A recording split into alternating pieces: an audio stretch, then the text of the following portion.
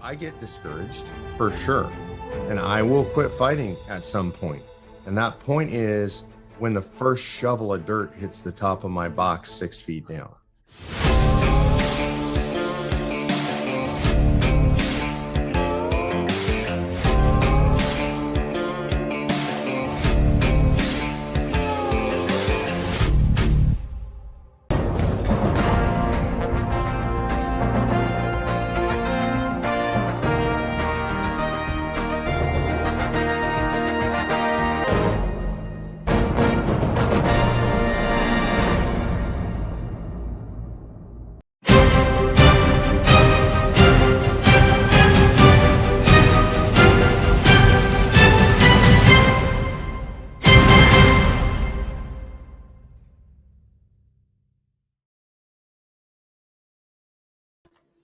Good evening, everyone. Good evening.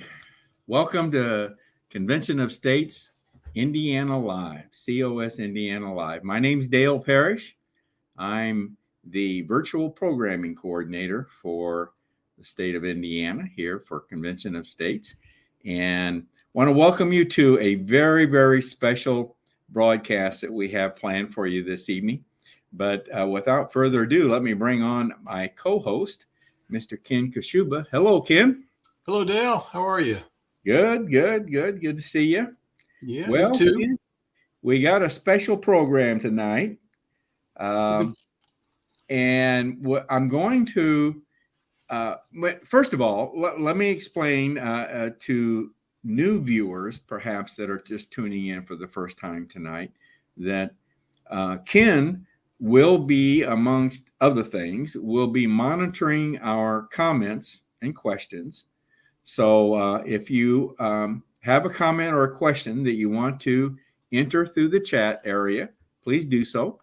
And Ken will be monitoring those, and we will make every effort to address those that Ken selects for us to take a look at. So that will be one of his main duties, and he'll be monitoring those as the broadcast goes along. Ken, we're going to do something a little bit different tonight. We're going to, I want to start showing our viewers what they can expect on our broadcast this evening. So I'm going to bring up a view of the guests that we have lined up for tonight. Now, you'll see the first two guests there, Ken Kashuba and Maringo Mike. Tonight's special programming involves a celebration of our 200th broadcast this evening. And looking forward to that. You are. I bet you and Maringo Mike have put together a video for us to kind of reflect upon the past 199 broadcasts that we've done. And Ken, you've been with me now in 66 of them. And I just want to say, folks, and Ken has been involved in this way beyond the past 66. Ken's pretty much been with me all along on this, and I just want to thank you as much as I can, Ken, for everything that you've done to help on this endeavor. I don't know. We started this, I guess, about 2019, somewhere in there, if I recall right. I believe so. And we've been counting down for quite a while here. And it's been my pleasure, Dale. It really has. I think we started like every other week, or then we moved to weekly. I don't know. We started with another broadcasting or live streaming service, a different service than what we're using currently. We've changed format. One of the things that I've learned, and you've heard me say this before, I think, one of the things I've learned in doing this is you got to be willing to change. You got it. It's a constant effort. Wouldn't you agree? And it's a constant learning process, I think, as we've seen. And I hope people after tonight will see a bit of the progression it's taken, really. And yeah, I mean, it's in my opinion, it's come a long ways, and it's a team effort. And yeah, I've been happy to participate. Yes, and as a matter of fact, Maringo Mike is one of the creations through this process that we've been through with live streaming, and Ken is the creator of Maringo Mike. We actually ran a contest to give him a name, and the winner came up as Maringo Mike. That's right. And of course, Maringo hails from the Marengo Caves. Am I saying it right? In southern Indiana? Marengo Caves, yes. Yes. Marengo So it's been a pleasure, Ken, and I hope the next 200 will be just as productive. So I hope in the next 200 we're actually celebrating the convention as well, Dale. So yeah, that would be great. Now, in addition, once we get through the celebration part, one of our, I'm calling them experts now. We're creating a group of experts that will be addressing certain topics on a national basis as things occur with those particular topics. And Gary Harbaugh is going to be our national debt, I should say, expert. So, of course, there's nothing going on in that area at all, right, Ken? No, not at all. I mean, yeah. You know, it just so happens that President just signed off on the debt ceiling topic here just recently. So we're going to bring Gary on as our expert tonight and get his comments on the package, the debt ceiling package that the president signed off on. So I can't wait. I can't wait for that, Dale, because they're both sides are taking victory laps. So I'm really trying to figure out, how could two sides take a victory lap? I don't know. How do you take any victory lap when you raise the debt $3 trillion, right? You're right. And I think Gary's going to explain just how bad it's going to get.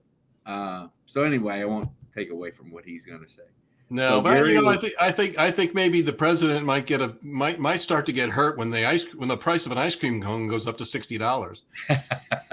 You think that might do it, huh? Just saying. That's a good point. Well, then we will shift to what's happening here in Indiana, and tonight we have one of our fairly new district captains. He's been in place as a district captain, Steve Briggs, in House District 59. Steve will be coming on, and we'll introduce him and get to know him a little bit better, where he's located and so forth and so on. So we'll be bringing him on at that time. Then we've got our state director, Dale Tipton, is coming on, and Dale's on his soapbox tonight. So Dale is going to be talking. For those of you that may not know, Dale's background is he was an FBI agent. So anything happening with regard to the FBI, of course, there's nothing going on there either, right, Ken? Nothing's nothing to see here. Nothing to see here. Nothing to see. Well, Dale thinks maybe there is. So he's going to come on in his soapbox and give us a little information on the FBI and what's happening there. And actually, this will just be tonight. You'll get to see just part one. Next Monday, we'll show you part two of his soapbox explanation of the what's going on with the FBI. So that's what's in store for this evening, Ken. And so I think we will move right on in to our celebration. And I wanted to just put up here, we normally show this a little earlier in the broadcast, but the way we're doing it tonight, we're going to celebrate our 200th broadcast tonight. And Ken has been with us for 66 of those, so number 200. So without further ado, Ken, are we ready to get going on the video that you and Marengo Mike have prepared for us? Let's light the fuse, Dale. Folks, I just want to let you know, Marengo Mike is actually going to sing in this video, right, Ken? Yeah, we kind of saved this for a special occasion. So yeah, Marengo was practicing. This goes back quite a ways, but he's been practicing for a while. Yeah, him and the Comms Band. And the name of the tune is what? Sweet Home Indiana. Sweet Home Indiana. And it was the lyrics for that, Dale, were created by our own Susan Lyon. So I wanted to give her credit for that. Yes, and Susan's our newsletter editor, yep. And so she wrote the lyrics for this. Right? She wrote the lyrics. Yep, Marengo went ahead and sang them, and Marengo performed it. So, folks, you want to stay tuned and see that's toward the end of the video tonight. But I think you're going to really enjoy that. So let's get going, Ken.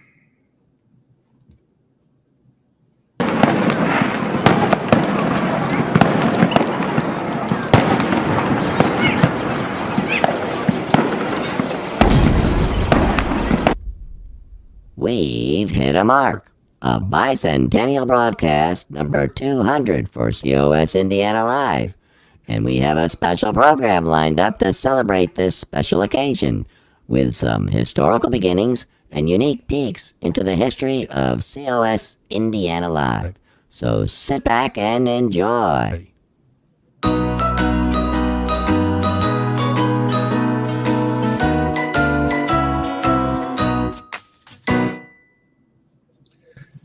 Hello, my name is Dale Parrish. I'm the State Director for Convention of States here in Indiana. I want to welcome you to our state YouTube channel, COS Indiana. The purpose of this channel is to provide you an educational resource, a resource to learn about Convention of States, not only what we are all about, we call that the Convention of States Basics, but also about people in leadership in our state. So far, we can offer you narrated PowerPoint presentations, videos, and a series of podcasts produced by one of our Convention of States leaders. We hope to continue building the content and make this truly an educational resource for the Hoosier grassroots. Thank you for tuning in, and I hope you enjoy your stay.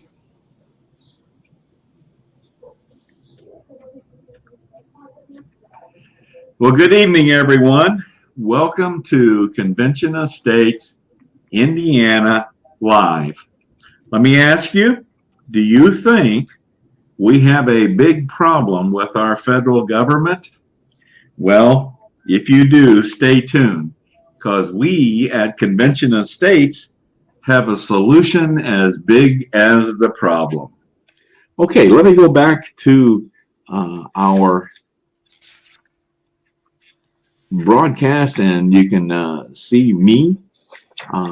So let me see myself up there. I hope I don't see myself, but I'm hoping that you see me. All right. Good evening. Welcome to Convention of States Indiana Live. Do you think we have a big problem with our federal government?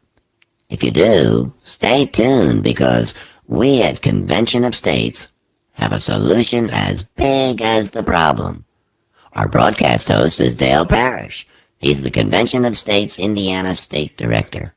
Take it away, Dale. Good evening.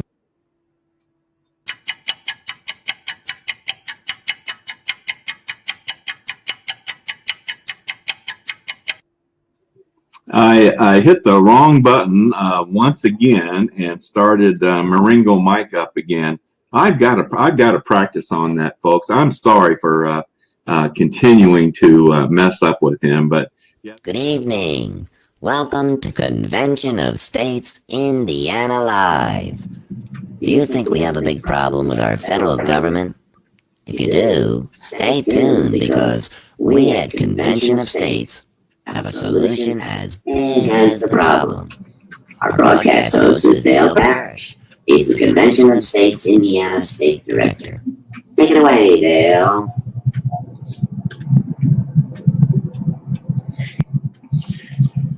Well, thank you, Maringo Mike. I hope that turned out okay. I did a little practicing ahead of time to be sure and get him in and not get him started again. So I hope that worked out all right for everyone.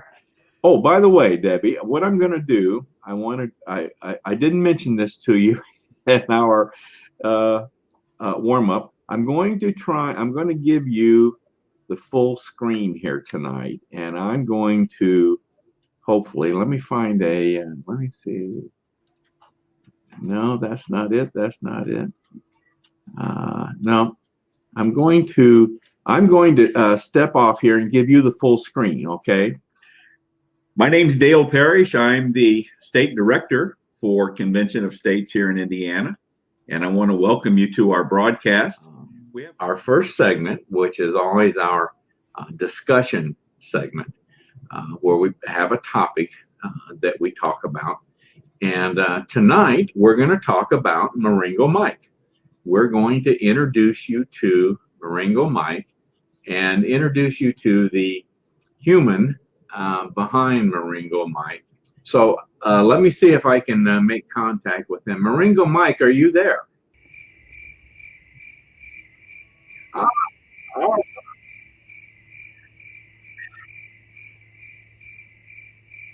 Good. I was really concerned as to whether our connection would work in the cave. You must have a good internet connection in the cave there, huh?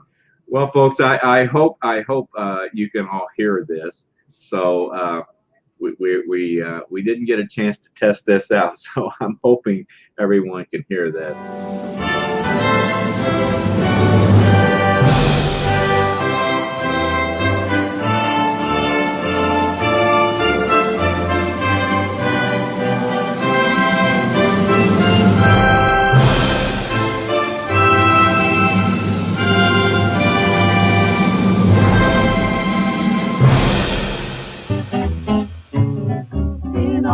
Days a glimpse of stocking was looked on as something shocking. Now heaven knows anything goes.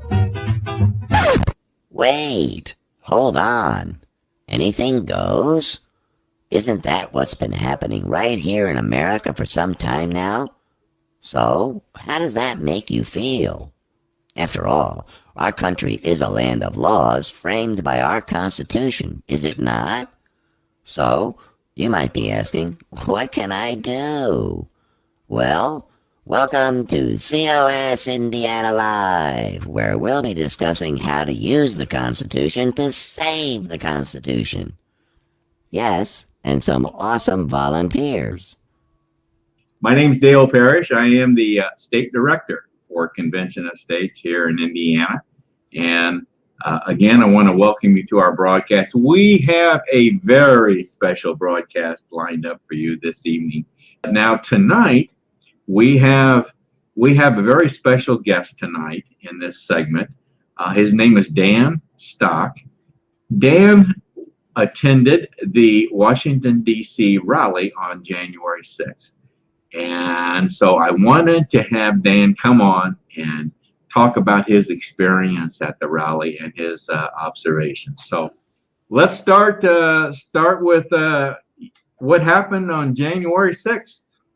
Well, I'll start with me and my two compadres who went there. We showed up at the rally at before noon down at Washington, D.C. in a crowd. I've never been in a crowd that large in my life. I haven't heard any solid estimates. Have you heard anything as to how big a crowd it was? Well, the Indianapolis Star said it was about 45,000 people, but that doesn't even fill Lucas Oil Stadium, and I've seen that stadium empty. I've seen estimates between 500,000 and 1 million people. I'm not great at estimating crowds, but I would say it was probably 10 times the size of what comes out of a Colts game at Lucas Oil Stadium. So I tend to believe more like in the 500,000 people range. Okay. Wow. I know it was a lot. Yeah. Well, as you can see, Dale leads by example and has raised the bar for the state of Indiana. We appreciate his efforts and leadership. And with the lyrical help from Susan Lyon, even the comms band and I had some fun. Sit back and enjoy some more of the history of COS Indiana Live, number 200. 1, 2, 3. Turn it up.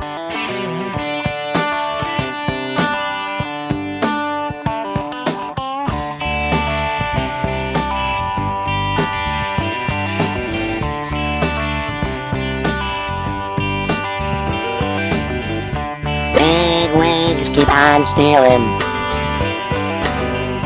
robbing me blind with the IRS.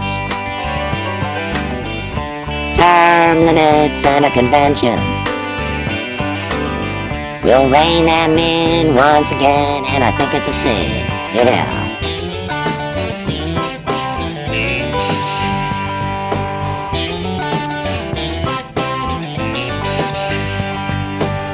Well, I heard Big Sister talking about her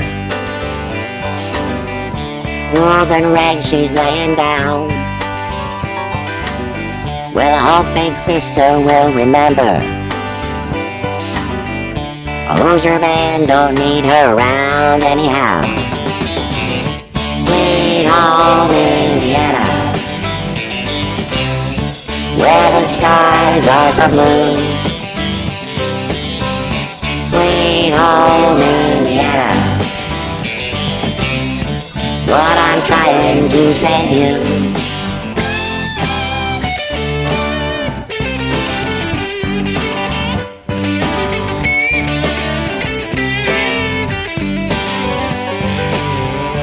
Downtown Indy, they love the governor.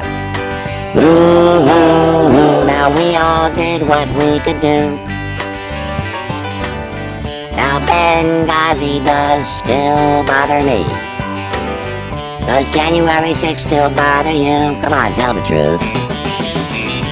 Sweet home Indiana, where the skies are so blue. Sweet home Indiana, oh yeah, what I'm trying to say to you. Here I come, Indiana.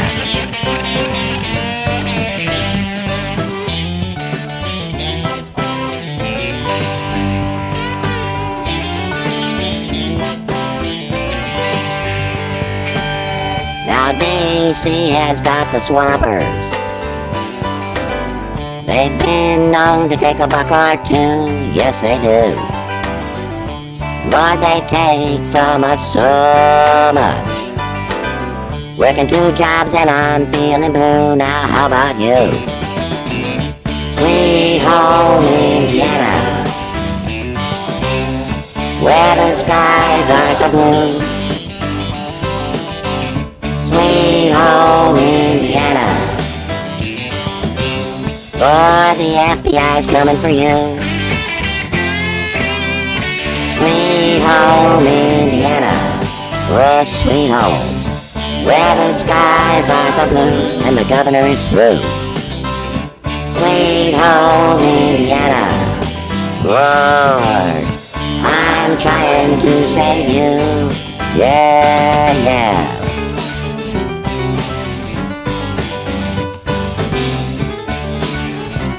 Mark Meckler's got the answer.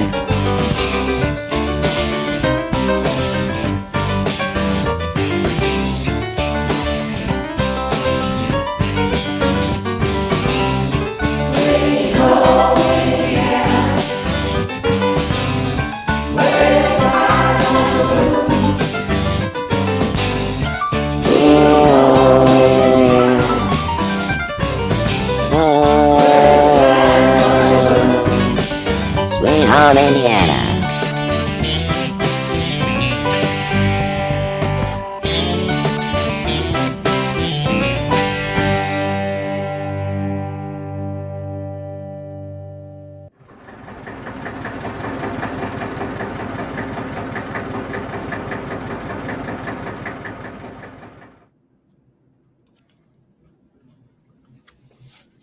I'll tell you, Ken. I'll tell you that. I don't know how you're ever going to stop that, huh? Those dance lessons were expensive, you know. Yeah, I bet they were. I tell you, that's really my hat's off to Susan Lyon for writing the lyrics to that. And of course Maringo Mike's performance. That's really something. Yeah.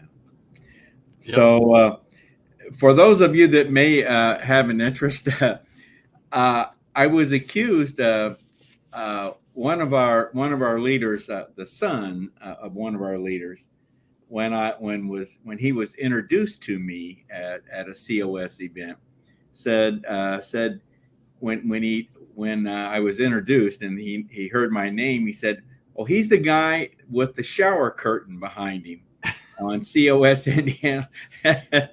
And so every time I see those old clips, that was a curtain. That in fact was a curtain. It was before we had these virtual backgrounds or the ability to incorporate virtual backgrounds, but that was a curtain. But the behind the scenes secrets keep coming, Dale. I don't know. Yeah. And of course I've lost a little weight since the very first one. So a lot of changes. So, but anyway, thank you, Charlie. Thank you. So, Ken, thank you for putting that together, and also thanks to Susan Lyon for the work that she did on that song.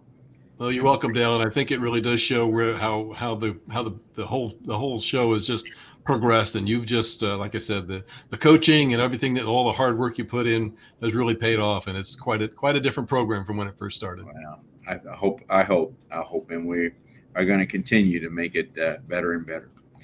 Well, let's move on. I don't know if Gary, how comfortable he is following that video, but let's bring him on and ask him. Hello, Gary.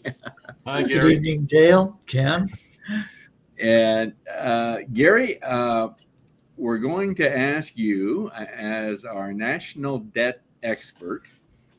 Now, if you want me to revise this title, I will certainly be happy to do that. But I chose national debt expert since this is addressing the debt is one of the COS main pillars of our resolution. So it's a very important topic, very, very important topic. And yes, there's a few things that have been going on about that. Would you say, Gary? Yeah, definitely. We there's nothing that shows more of a need for limiting federal spending than the national debt and the inability of Congress or the president to deal with this issue in an effective way.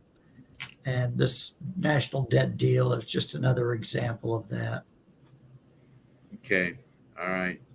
Well, tell us, I'm sure many have paid attention to the news, as most of us do, but in case those that have missed it, what's the latest news on the debt ceiling and the deal that to save the country? What's the latest greatest on that? Well, it's interesting that the Speaker of the House, Kevin McCarthy, and President Biden, probably somewhat through surrogates, but they negotiated this deal. So there's 300 and some million people in America, 535 people in Congress, but really two people principally negotiated this deal, which kind of makes the idea of our being a self-governing nation kind of a little bit of a farce when you think about it in those terms. But anyway, they came to a deal. They passed a 99-page bill, which interestingly is called the Fiscal Responsibility Act of 2023. There's almost nothing that is fiscal responsibility in this act. So, you know, the title is a joke, but anyway, the joke's on us. It's a 99-page bill, and it has a lot of kind of inside baseball stuff, reference to changes to the Budget Control Act of 1974 and the Balanced Budget Bill of 1985, and these various laws that they made changes to the provisions. The fundamental provision will allow the debt ceiling to be suspended between now and January of 2025. Right now, the national debt's about 32 trillion, a little short of that, expected to go to 35 trillion by the time the deal expires. Discretionary spending is supposed to increase. The increase is capped at 1% each year for 2024, 2025. So that makes it sound good. Funding, generous funding for veterans health care.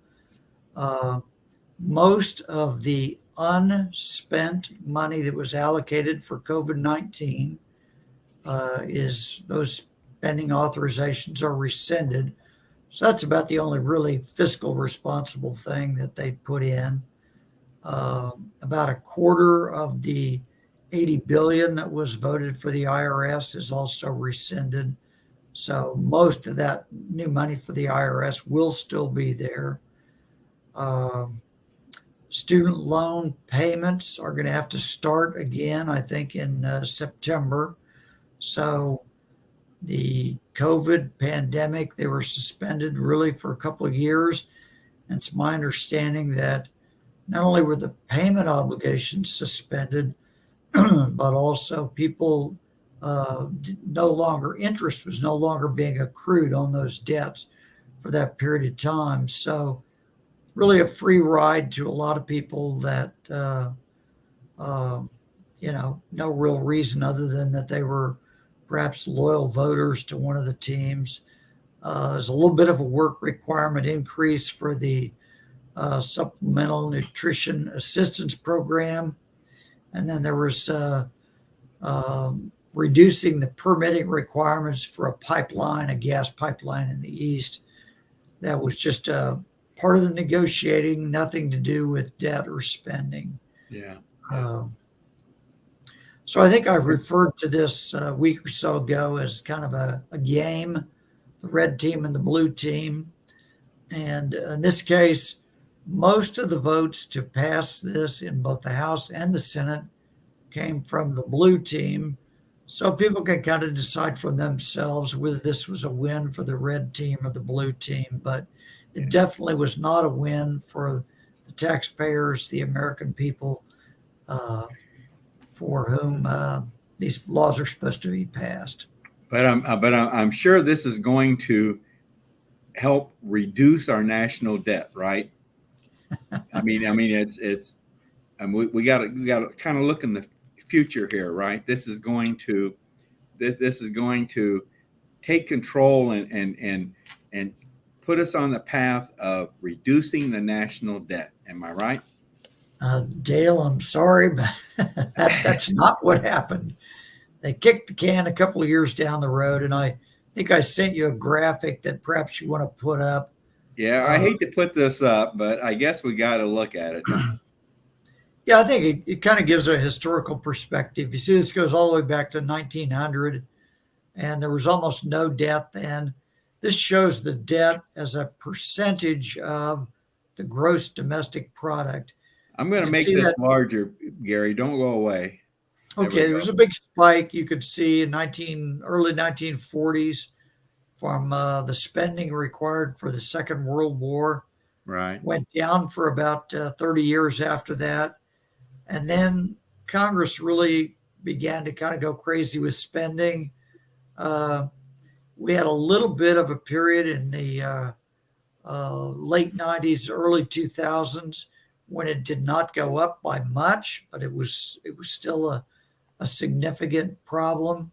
And then since the great financial crisis, 07, 08, you can see it's risen very dramatically. And it's going to go up about 2% each year from now for the next at least 20 years. And so debt as a percentage of gross domestic product right now actually stands at about 120%. If it goes up 2% a year over the next 20 years, it's going to get to about 180%. And this is very bad news because the debt is growing faster than the economy that supports the debt. So you could take that away if you want, Dale, but that's where we are. And just like a family that has its debt growing faster than its income, it is unsustainable and it's going to create more problems in the future. One of the things you kind of see is we become like Japan, in which a massive overhang of debt overhangs their economy. And it seems no matter what they've been able to do for the last 30 years in Japan, they can't really achieve any significant economic growth. And that's likely to be where we are for the next, coming decades. It's going to be hard to grow the economy, and the debt is going to continue to grow faster and faster. Gary, I got a comment, and then we've got a question I want to go ahead and get up to you. But I happened to hear Janet Yellen in a congressional hearing, I guess it was the other day, mention that the way that she described this being a reduction of our debt was that by this bill, or by this proposal that's been accepted and written, that if it wasn't for that, we'd be 3 more trillion in debt or more when we get to this point. But because of the bill, because it's 3 trillion instead of whatever it was, 6 trillion or whatever the other number was, that's an actual reduction. So that was her explanation, and to this point, I don't understand. I think most Americans can do math, and that was her explanation the other day, was that because of that, instead of being a larger number, it's going to be a little bit lesser of a number. But that's what she called a debt reduction. Yeah, Ken, I think that's goes to the idea of putting lipstick on a pig and, trying to say, oh, this is a great deal. It's a win for the American people, when the truth is that they simply kicked the can down the road. They have not really dealt with the fundamental problem. Yes, it's true. It may not grow up as much as it might have under other conditions, but the debt is still, and spending are both out of control. And that is so much the reason we need a convention of states, in order to put fiscal limits on the government that they cannot spend us into oblivion. Exactly. I think that's the key here to this whole discussion. This is why we need a convention of states, because regardless of the administration in charge at the time, Washington, D.C. is not going to deal with this problem. No, it's not going to deal with it. Here's a question we have from viewers tonight, Gary. Could you go into the designated funds versus undesignated funds and how this affects that? That's part of that inside baseball stuff. There's some stuff in the bill about that. And honestly, I'm not enough of an expert on budgeting and the way the federal government does their budgeting to know exactly what that means. I know one of the provisions of the bill basically says that in the event that there is a joint resolution of the House and Senate, then this limitations on spending expire. So in some sense, there's a lot of smoke and mirrors in this, and the designated versus undesignated, I'm not sure exactly how that works. I can maybe take a look at that because it's an interesting question. But budgeting by Congress, there's a lot of smoke and mirrors, and both sides can claim they had a win, but really it's a win for the kids in the pool, but the rest of us out here watching this mess unfold, it's not a win for any of us. Gary, maybe we should bring you on a future broadcast and kind of get into the weeds on some of this, and kind of to better understand the budgeting process and what all is involved in it, because it's always good information. It's always good to learn about this, to see how this all works and what really doesn't work. Yeah. So, okay. That's it for tonight. Gary, thank you very much for coming on. And we will be looking to have you back very soon, I'm sure. Thanks for having me. Thanks, Gary. Thank you. All right, Ken. Ken, we're gonna jump over a segment here, and we were gonna have Maringo Mike on, but I think we're running a little over on time, so we're gonna jump over Maringo Mike, and let's bring on our let's go shift over to Indiana now, and let's bring on our new district captain, Steve Briggs. Okay, bring him on. Let's talk to Steve. Right. Hi, Dale and Ken. Hey, hi, Steve. Yeah, I'm so glad I didn't have to follow Mike, because my dance moves they would not be up to it. Yeah, he's a tough act to follow, isn't he? Tough act. Yeah, and Gary did a fine job of it. So yeah, definitely. Well, Steve, tell us your district captain, and how long you been a district captain now? It was in the fall. I would say September is when I finished, and they gave me the pin up in Martinsville. All right. Okay, and so you're the district captain of House District 59. And I have to change that because on Friday I'm closing on a home in the one little nib of Columbus that's not in Ryan Lauer's district. Really? So on Friday, yeah. Wow. Congratulations on the close. What district? Yeah. What district will you be in? I'll be in Jennifer Meltzer's district, and I don't even know quite how far that goes, but it's just one little piece of Columbus. But Ryan Lauer has been really my rep, and he's one of the good ones. I don't even know that much about the other representatives in the state house, but I know Ryan. They may want you to cover both districts. Yeah, I probably will connect with the staff, with both of their offices. It just makes sense because, yeah. All right. So, well, for right now, let's pretend. Let's keep you in District 59. Okay. Tell us where is District 59 located in the state? Columbus, basically, Edinburgh, just some of the little towns south and north of Columbus. Okay. So you're basically you're south of Indy, a little ways, right in that southern central part of the state. And it's a wonderful town for conservatives. We kind of have, well, obviously with Cummins, we have a good representation of all political leanings, but there's a really strong conservative presence in Columbus as well. Okay. All right. Good. Okay. All right. Well, Steve, I always like to ask new leadership individuals that we bring on as guests to tell us your COS story, not your life story, but your story. It's good that you said that, because I could talk forever about my life story. I know, that's why we say that. Yeah, some of it would be very colorful too. But let's see. Sounds like we can make a podcast with Steve here. Yeah, I think so. I think so, Ken. Would you vote? Would they vote on a nickname for me too? I would go for Mr. Wonderful. That's my preferred Oh, is it? pronoun. Okay, we'll make note of that. Yeah. Uh-huh. But I honestly, it's kind of weird, but I think it goes back to my dad. I came home from college and told him at the kitchen table that I was a socialist, and I could just see the steam coming out of his ears. But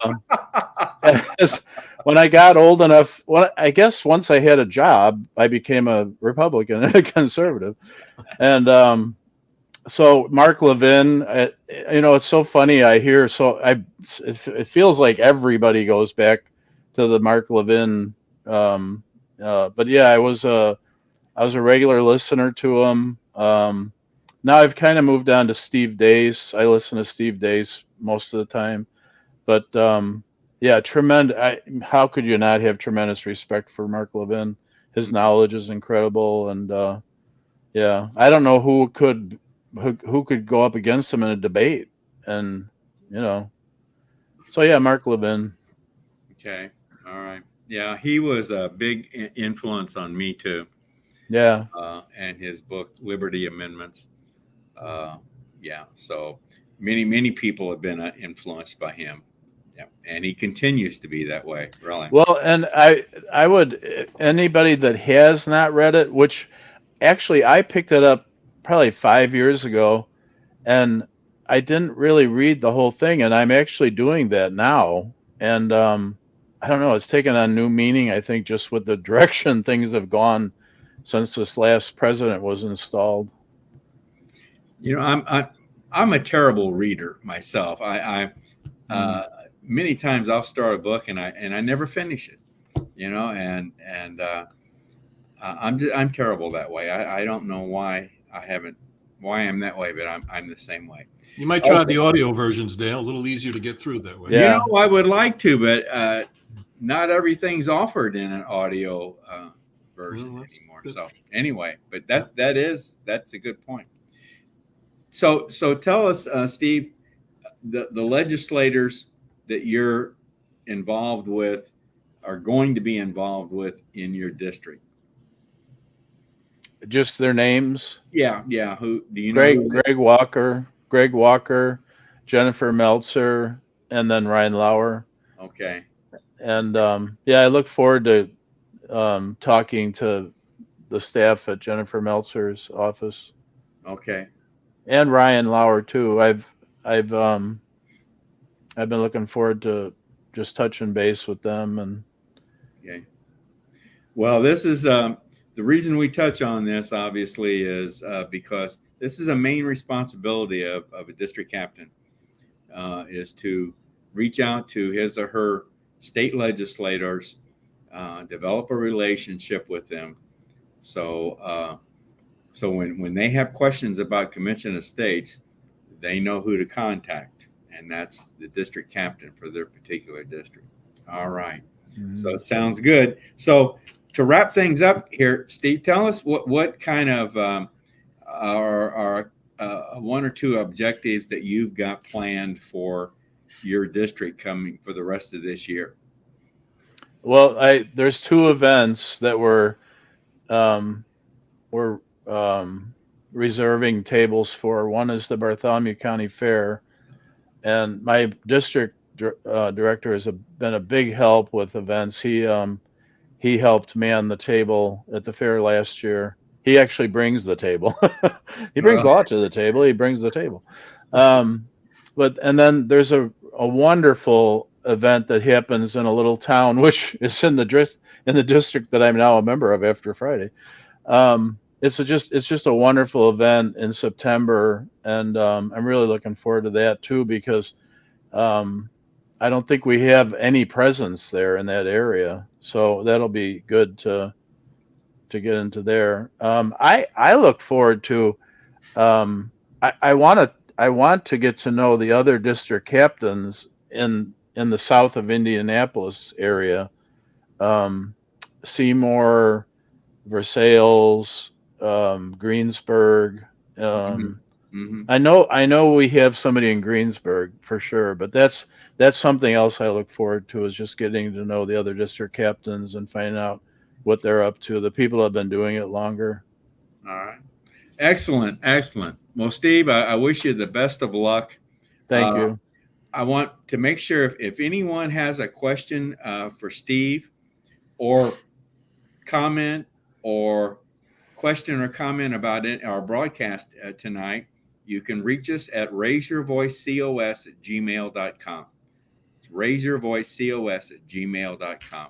Ken and I check the emails every day, so let us know and we will get you in contact. And especially if you live in the vicinity of Steve and his district and you want to get involved and you want to connect, send us an email and we'll give you that information where you can connect with him. So, Steve, I want to thank you for coming. Great to see you guys. Great to see you tonight. Thank you. Yep. Thank and you. Mike too. Have a good evening.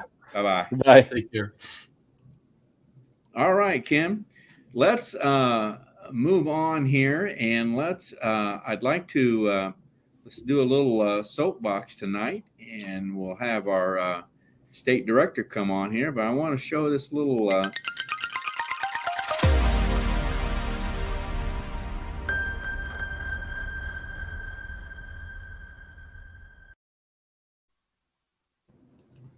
Yep, good.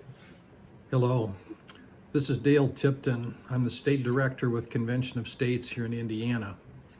But also today I am speaking as a former special agent with the FBI, serving 24 years in the offices located in Chicago, Illinois and Merrillville, Indiana. I'd like to address a couple of comments about the John Durham investigation and his 300-page report which he has released. And as you all know, his basic task was to examine the results of the Robert Mueller investigation concerning Russiagate or Russia collusion with President Trump or the Trump campaign. Basically, the Mueller investigation did not find any results of collusion.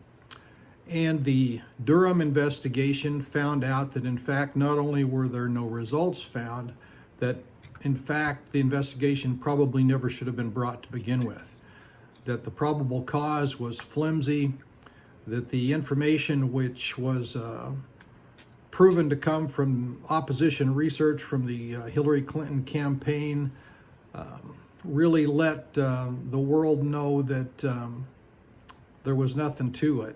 You know, it was bought and paid for by the Clinton campaign. It was not vetted. It was not backed up by any other sources, and the FBI chose to take it and run with it. That was a mistake. But why did that happen?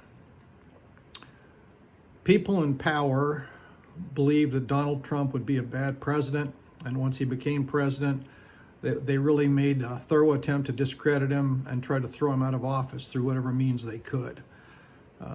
This is the emergence of political power, power within the media, power within major corporations that targeted first an American citizen, a presidential candidate, a president, and then once again a citizen. This was wrong.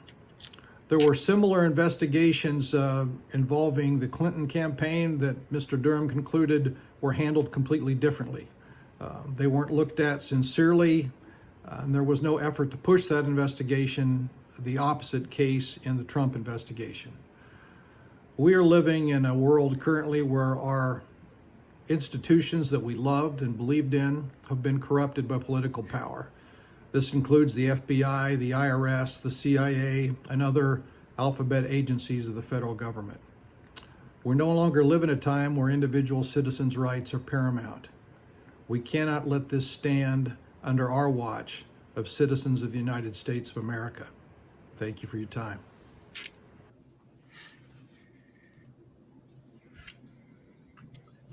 Very good, very good. Like I said,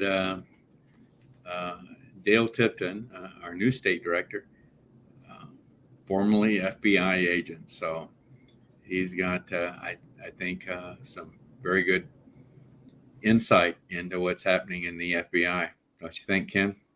Agreed. I was about to say the same thing. A lot of good insight there, and look forward to hearing more from Dale about that as well. Yeah. We've got part 2 of his soapbox on the FBI.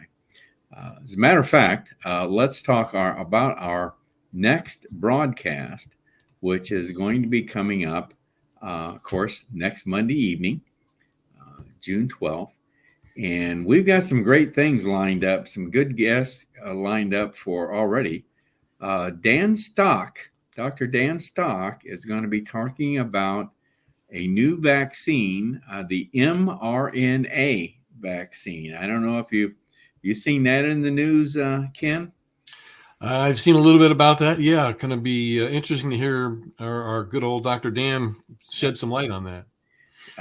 Dan has been involved in vaccines prior to COVID, and of course was very involved during COVID. So Dan's our expert. He's become our expert on vaccines. So anytime any news comes up regarding vaccines, we want to bring him in and get his opinion on it. Now, another topic that we're going to address next week is the rescission underway in Alabama. Our Alabama is a pass state, just like Indiana, and they've passed the resolution, same as Indiana. Well, there is an effort underway in Alabama to rescind that resolution. This has happened in other states, and it can happen, and it's always a current concern, obviously, when this happens. So we've got, I'm going to have the state director on, Murray Edwards from Alabama, next week, and he's going to give us an update on the rescission efforts going on in his state of Alabama. Also, we have lined up Mr. John Holmes here in Indiana. John is a Patriot Academy constitutional coach. And we have a number of these here in Indiana. So John's, we want to bring him on and learn about what he does as a constitutional coach, how he became a coach, and how he delivers that service. So I think we got and of course we'll have we'll try and get Maringo Mike on next week. We were going to get him on tonight, but ran out of time. He took too much time showing off his dance moves, Dale. That's the problem. Maybe that was it. Yeah. Mm-hmm. So we'll try and get him on next week, and I'm sure we'll have another soap. Well, we'll definitely have Dale Tipton's FBI Part 2 soapbox. So we'll at least have that on. So that'll be happening next Monday, June 12th, same time, 7 p.m. So look forward to seeing you again next Monday. Now, we got a roundtable coming up. Every fourth Monday of the month, we devote the broadcast format to a roundtable. And we've yet to pick a topic for this roundtable, so stay tuned. We've got a lot of ideas floating around there, so we'll have a topic picked out here very shortly for the next roundtable on June 26th. Also want to remind everyone of our podcasts. As a matter of fact, Ken, you just published the most recent podcast, the COS Indiana Live Voices, right? That was just published. Yes, it's out there and on Spotify and Anchor and Stitcher, and I think as well as Google podcast. You can find that latest one. And who did we feature on that latest podcast? Some guy who claims to be a coordinator somewhere. I don't know what his name is. Yeah. I think his name was Ken Kashuba, as a matter of fact. Boy, you're getting a lot of attention tonight. You know it? Well, yeah, I know. And it's you put me in that unusual position of being in the catbird seat, so to speak. And I think you had fun being the only interrogator. So I know our state director is good at interrogating, but Yes. you reneged on asking him to join you, so I think you had all the fun. Yeah, there you go. There you go. Yes. Our last episode of COS Indiana Live Voices podcast, I think that's number 7, isn't it? Episode number 7. The seventh episode, yeah. Features Ken Kashuba, and already got another person lined up for number 8, and we got to just get him scheduled for his recording. Now, the other podcast that we offer is, in fact, the audio portion of our latest roundtable broadcast. So the latest one, of course, was our May 22nd roundtable. That's available now, right, Ken? That's already been published too, right? The latest roundtable? Yes. I'd have to actually check on that, Dale. I'm not sure whether that one actually has been published yet. The podcast. Okay. Yeah. All right. Well, but they can be found at Spotify.com is the best place to go to find those. All right, Ken. I think that is a wrap for this evening. I want to just, before we sign off tonight, I just want to remind everyone of our email address, raiseyourvoicecos@gmail.com. So any comments, questions, anything regarding our broadcast, feel free to drop us a line at raiseyourvoicecos@gmail.com. Well, Ken, I think that is a wrap for tonight. And so anything else in the comments or questions that we need to look at tonight before we sign off? Well, there's a few comments concerning, our constitutional or our God-given rights and a few other things like that I don't think we'd have time to get into tonight. But we certainly can take those questions in the raiseyourvoicecos@gmail.com if you want to talk to us further there about that. But I think some of those things, again, will be addressed in upcoming broadcasts. All right. So, sounds good. Well, everyone, thank you for tuning in tonight. Always enjoy having you. And we will continue on to log our next 200 broadcasts starting next week. So 201 coming up, Dale. 201 coming up. 201. Have a good evening, everyone. Good night. Thanks, good night.